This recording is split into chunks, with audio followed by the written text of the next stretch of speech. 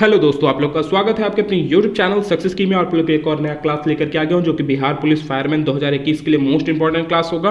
और ये practice set number 52 होगा। और प्रीवियस के सेट्स को नहीं देखें तो जाकर के देख लें, आई कार्ड और डिस्क्रिप्शन में उसका लिंक मैं दे दूंगा वहां पे। और आपको बता दें, हिस्ट्री के मोस्ट इंपॉर्टेंट ये क्वेश्चन हैं क्योंकि प्रीवियस के कम से कम 3 से 4 बार पूछे जा चुके क्वेश्चन को मैं आज लेकर के आया हूँ।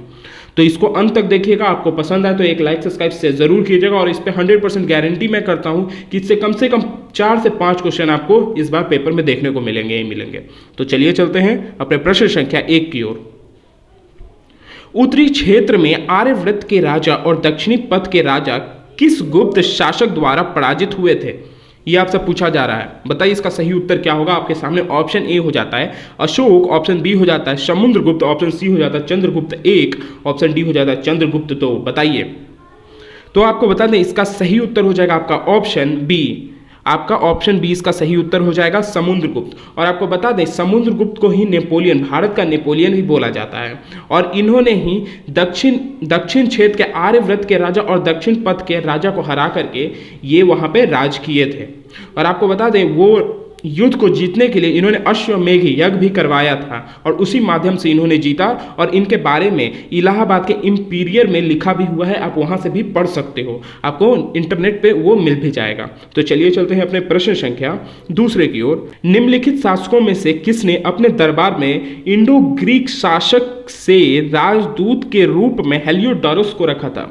इसमें आपको देख लीजिए, मोस्ट इंपॉर्टेंट ये क्वेश्चन हो जाता है, वीवीआई क्वेश्चन ये हो जाता है आप लोगों के लिए। प्रश्न संख्या 2, इसमें आप लोग को पूछा जा रहा है इंडो ग्रीक शासक, यहाँ पे इंडो ग्रीक शासक ध्यान दीजिएगा। और यहाँ पर राजदूत के रूप में हेलियोडोरस, ये नाम हेलियोडोरस मोस्ट इंपॉर्टेंट नाम है, इसको भी याद रखिएगा। तो इसका सही उत्तर आप लोग को बताना है। तो आप लोग के सामने ऑप्शन से देख लो, आप बताओ क्या इसका सही उत्तर हो जाएगा। आप लोग को बता दें ये हेलियोडोरस कहाँ से आया था।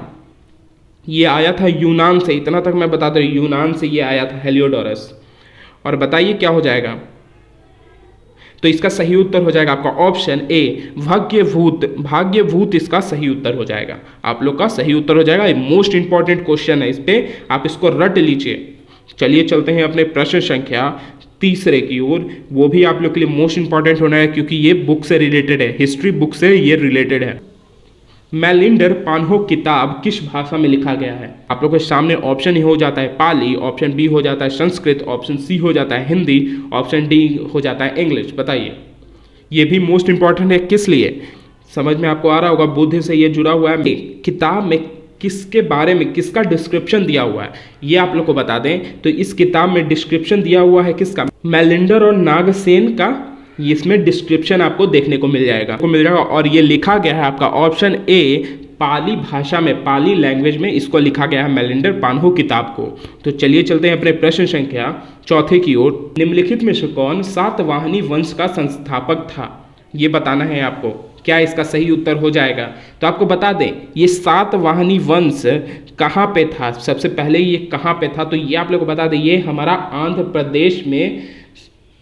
प्रदेश में था। और आंध्र प्रदेश से संबंधित आप इसको बोल सकते हो, आंध्र प्रदेश, ये ध्यान में रखिएगा, पूछा भी जा सकता है। तो इसका सही उत्तर हो जाएगा आपका क्या?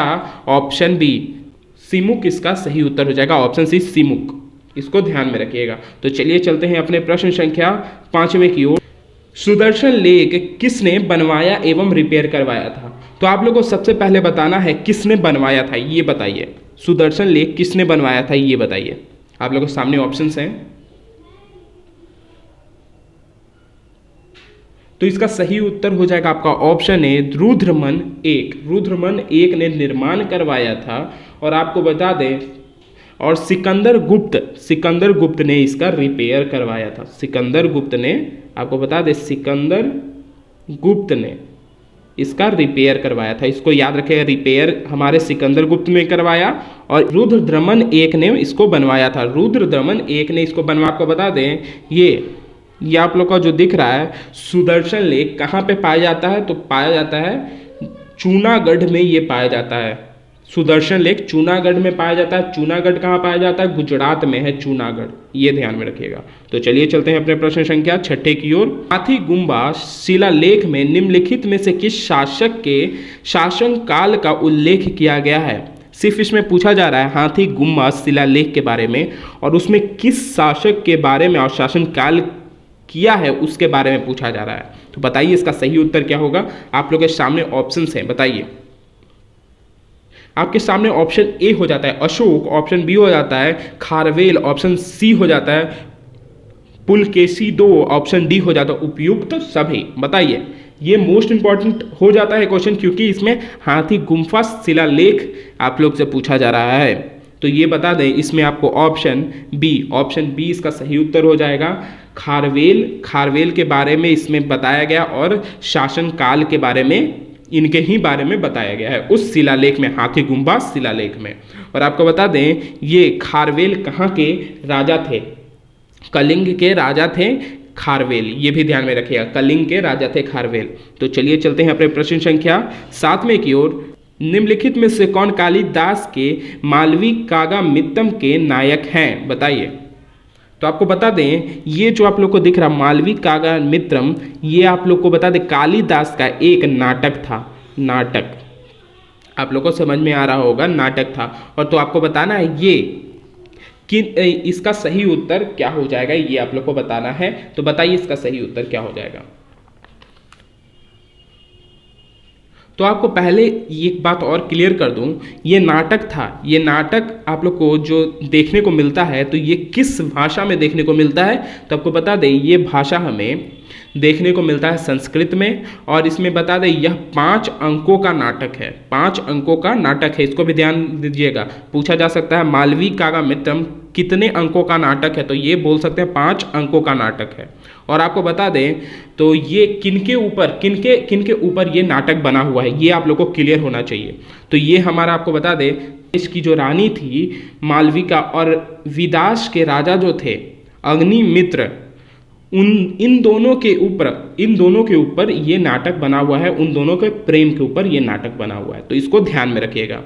आप लोग के जो राजकुमारी थी मालविका और जो राजकुमार थे अग्निमित्रम, इन दोनों के प्रेम के बारे में इस नाटक में दर्शाया गया है। तो इसका सही उत्तर अब बता दीजिए। आप लोग को पूरा तो आंसर मैंने बता दिया, तो इसका सही उत्तर हो जाएगा आपका ऑप्शन सी, अग्निमित्रम इसका सही उत्तर हो जाएगा। तो चलिए चलते हैं अपने प्रश्न संख्या 8वें की ओर, जो आप लोग के कांचीपुरम में कैलाशनाथ मंदिर का निर्माण किसने करवाया, बताइए। आप लोग के सामने ऑप्शन हो जाता है, ऑप्शन ए हो जाता है हेमेंद्र वर्मन 1, ऑप्शन बी हो जाता है नरसिंह वर्मन 2, ऑप्शन सी हो जाता है कृष्ण 1, ऑप्शन डी हो जाता है राज राजा 1। बताइए इसका सही उत्तर क्या हो जाएगा। तो आप लोग के सामने ऑप्शंस आप लोग को मैंने बता भी दिया, तो इसका सही उत्तर आपको बताना है। 5 सेकंड आपको मिलते हैं। तो इसका सही उत्तर हो जाएगा आपका ऑप्शन बी। ऑप्शन बी इसका सही उत्तर हो जाएगा। नरसिंह वर्मन 2 ने इसका निर्माण करवाया था, जो कि कैलाशनाथ मंदिर का इन्होंने ही निर्माण करवाया था। और आपको बता दें ये आप लोग को पुरानी मंदिर के ये जो क्वेश्चन आप लोग को यहाँ पे 2-3 क्वेश्चन अभी तक देखने को मिले होंगे, मोस्ट इंपॉर्टेंट हो जाता है। और आपको इस क्वेश्चन से कम 3 क्वेश्चन पुरानी मंदिरों का मैं क्लियर करवाऊंगा, जो कि पहले तो आपको बता दें कृष्णा एक जो थे, इन्होंने राष्ट्रकूट के राजा थे, ये पहले आप लोग जान लो। और इन्होंने एलोरा टेम्पल, एलोरा का मंदिर इन्होंने ही बनवाया था। और आपको बता दें और एलोरा जो मंदिर था उसमें जो गुफा नंबर 16 था उसमें कैलाश मंदिर का निर्माण इन्होंने ही करवाया था, कृष्ण 1 ने। एलोरा टेम्पल के अंदर गुफा नंबर 16 में कैलाश मंदिर का निर्माण करवाया था, किसने? कृष्णा 1 ने। और आपको बताना है राज राजा 1 ने क्या करवाया था। तो राज राजा ने चोला वंश के राजा थे, ये ध्यान में रखिएगा। बृहदेश्वर मंदिर का इन्होंने निर्माण करवाया था। बृहदेश्वर मंदिर का किसने निर्माण करवाया था? राज राजा 1 ने करवाया था बृहदेश्वर मंदिर का। ये कहाँ पे बृहदेश्वर मंदिर हो जाता है? तो ये हमारा हो जाता है तमिलनाडु हो जाता है ये मंदिर, बृहदेश्वर मंदिर। अब आप लोगों का क्लियर होगा।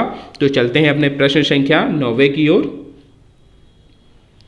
इनमें से कौन मौर्य साम्राज्य का अंतिम शासक था? ये आप लोग से पूछा जा, मौर्य साम्राज्य का अंतिम शासक पूछा जा रहा है। तो आप लोग पहले बताओ पहले शासक कौन था? तो आप लोग को बताना है। पहला शासक हमारा हो जाता है ऑप्शन ए जो होता है, ये हमारे पहले शासक हो जाते हैं मौर्य साम्राज्य के, जो कि चंद्रगुप्त मौर्य होते हैं। और आखिरी कौन थे ये आप लोग को बताना है। तो इसका सही उत्तर हो जाएगा आपका ऑप्शन डी, बृहद्रथ जो हो जाते हैं ये आखिरी हो जाते हैं मौर्य साम्राज्य के शासक।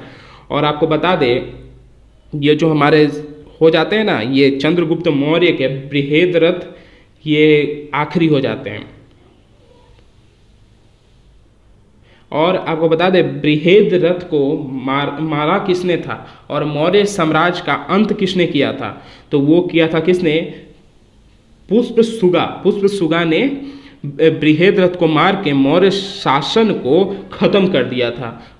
पुष्पशुगा ने, समझ में आपको आ रहा होगा, पुष्पशुगा ने बृहद्रथ को मार के मौर्य वंश को खत्म कर दिया था, ये ध्यान में रखिएगा। तो चलिए चलते हैं अपने प्रश्न संख्या 10वें की ओर। इनमें से किस राजवंश को चंद्रगुप्त मौर्य ने हराया था और राज करने के लिए उस गद्दी पे बैठा था, ये आपसे पूछा जा रहा है। आप लोग के सामने ऑप्शन ए हो जाता है नंद, ऑप्शन बी हो जाता है गुप्त, ऑप्शन सी हो जाता है कृष्ण, ऑप्शन डी हो जाता है क्या, शक। बताइए। तो आपको बता दें चंद्रगुप्त मौर्य ने धनानंद को हराया था और चंद्रगुप्त गद्दी पर बैठा था, ये आप लोग ध्यान में रखिएगा। किसको हराया था, धनानंद को हराया था। तो कौन सा वंश आ गया, राजवंश आ गया, तो यहाँ पे आपका आ गया नंद राजवंश को हरा करके चंद्रगुप्त ने बैठा था वहाँ पे गद्दी पे। तो यहाँ इसका सही उत्तर हो जाएगा आपका ऑप्शन ए, नंद इसका सही उत्तर हो जाएगा। तो चलिए चलते हैं अपने प्रश्न संख्या 1 की ओर। इनमें से कौन बुद्ध से समकालीन है, बुद्ध से समकालीन आपसे पूछा जा रहा है, बताइए। बुद्ध से समकालीन पूछा जा रहा है, इसका सही उत्तर आपको बताना है। बताइए इसका सही उत्तर क्या हो जाएगा, तो आपको बताना है, तो बताइए। तो इसका सही उत्तर आपको बता दें, इसका सही उत्तर हो जाएगा आपको ऑप्शन बी, बिंबिसार हो जाएंगे। क्यों हो जाएंगे, तो इनका जन्म हुआ था 544 में हुआ था, बीसी में हुआ था। और हमारे गौतम बुद्ध का हुआ था कब, गौतम बुद्ध का जन्म हुआ था 563 बीसी में, ये ध्यान में रखिएगा। गौतम बुद्ध का जन्म हुआ था 563 बीसी में, गौतम बुद्ध का जन्म हुआ था। और आपको बता दें और ईसा मसीह से पहले इनका 566 बीसी में इनका जन्म हुआ था, ये भी ध्यान में रखिएगा। तो आप लोग को क्लियर होगा, ये वीडियो यहीं तक था। आप लोग को यूजफुल लगा हो तो एक लाइक सब्सक्राइब से जरूर कीजिएगा। और इसमें से आप लोग को 4 से 5 क्वेश्चन 100% पूछे जाएंगे, तो इसको अच्छे से तैयार कर लीजिएगा। चलिए धन्यवाद।